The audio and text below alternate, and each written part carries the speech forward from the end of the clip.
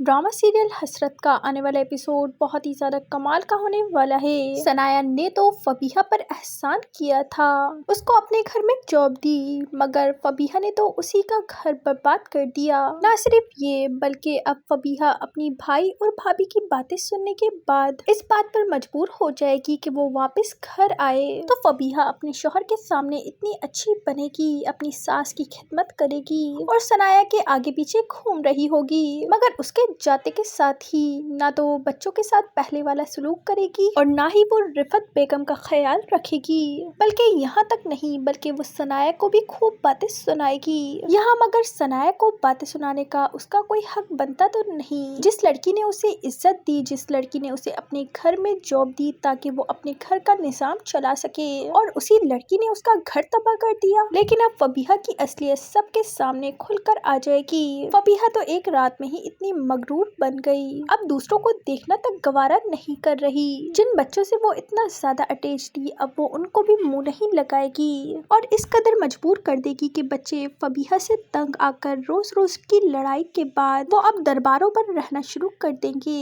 मज़ीद dramas reviews के लिए चैनल को सब्सक्राइब कर दें और वीडियो को लाइक कर दें। अल्लाह हाफिज।